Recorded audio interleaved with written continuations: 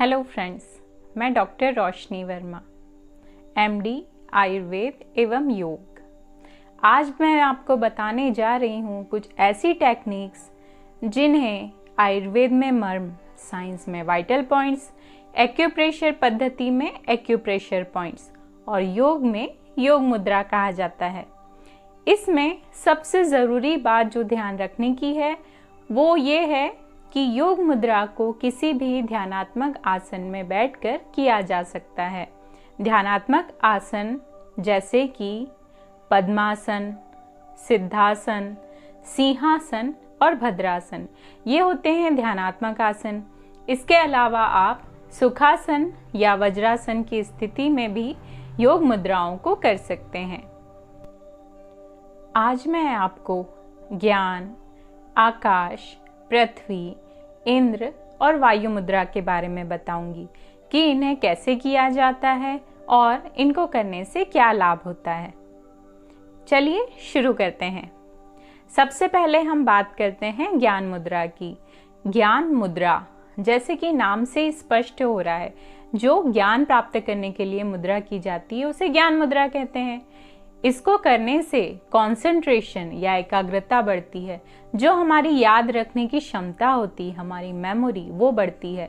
जो mental strength होता है, जैसे कि आप ये बोल सकते हैं कि जो हमारी मानसिक शक्ति होती है उसे ही मेंटल स्ट्रेंथ कहते हैं। और जो हमारी सोचने समझने की क्षमता होती है, निर्णय लेने की जो क्षमता होती है, वो होती है हमारी मेंटल स्ट्रेंथ या मानसिक शक्ति। तो इसको बढ़ाने के लिए भी ज्ञान मुद्रा आवश्यक होती है। इसके अलावा जिन लोगों को बहुत ज़्यादा गुस्सा आता है उन लोगों को ज्ञान मुद्रा करना चाहिए, क्योंकि ज्ञान मुद्रा गुस्से पर नियंत्रण करने में भी मदद करती है। और जो स्टूडेंट्स हैं, अभी कोई प्रिपरेशन कर रहे हैं, उनके लिए तो ये बहुत ही अच्छी है। इसके अलावा जिन लोगों को नींद नहीं आती है, अनिद्रा की समस्या होती है, उनके लिए भी ज्ञान मुद्रा एक वरदान साबित हो सकती है। तो आप जानते हैं अब ज्ञान मुद्रा के फायदे।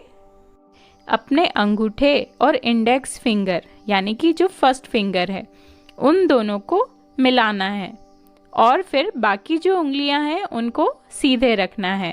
और इस तरह से ये होती है ज्ञान मुद्रा की स्थिति। आकाश मुद्रा को करने से कानों की सुनने की क्षमता बढ़ जाती है। जिन लोगों को किसी भी प्रॉब्लम के कारण सुनने की क्षमता प्रभावित हो चुकी है, उन लोगों को आकाश मुद्रा का प्रयोग करना चाहिए। इसके अलावा जिन लोगों का ब्लड प्रेशर हाई रहता है, जिनको हाइपरटेंशन की समस्या है, उच्च रक्तचाप की समस्या है, उन्हें भी आकाश मुद्रा करना चाहिए। अपने अंगूठे और मिडिल फिंगर को मिलाना है और जो बाकी फिंगर्स हैं उनको सीधे रखना है। इस स्थिति में भी लगभग 30 मिनट के लिए बैठना है, या तो फिर सुबह और शाम में 15-15 मिनट के लिए भी इसे कर सकते हैं। पृथ्वी मुद्रा। पृथ्वी मुद्रा को करने से शरीर की हड्डियां और मांसपेशियां मजबूत हो जाती हैं और इसको करने से जो शरीर में विटामिन्स की कमी होती है वो भी दूर हो जाती है। अपने अंगूठे और अनामिका या रिंग फिंगर को मिलाना है और बाकी जो उंगलियां हैं उनको सीधे रखना है। ये है पृथ्वी मुद्रा की स्थिति। इंद्र मुद्रा। इंद्र मुद्रा स्किन डिसीजेस में बहुत ही ज़्यादा लाभदायक होती है। इसके अलावा जैसे कि अगर लूज मोशन हो गए तो उस कंडीशन में भी डिहाइड्रेशन को नहीं होने देती है।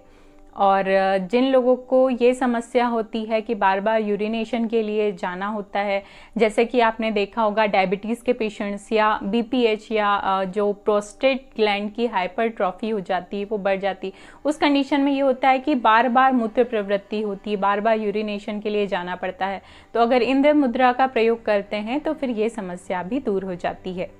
इंद्र मुद्रा करने के लिए अपने अंगूठे और लिटिल फिंगर को मिलाना है। यह इंद्र मुद्रा की स्थिति है। वायु मुद्रा।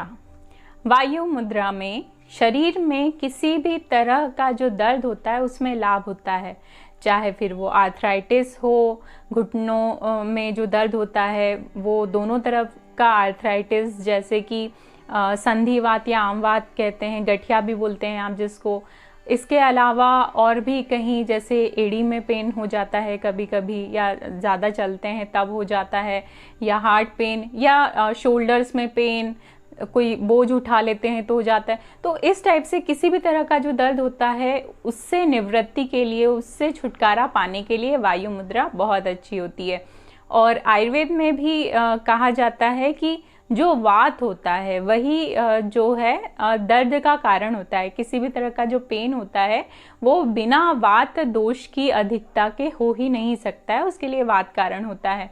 तो अगर वायु मुद्रा का प्रयोग किया जाए तो कहीं ना कहीं शायद वात का शमन होता है। वायु मुद्रा करने के लिए अपने इंडेक्स फिंगर को अपने अंगूठे के मूल में अर्थात कि रूट ऑफ थंब में स्थिर करें और बाकी उंगलियों को सीधी रखें।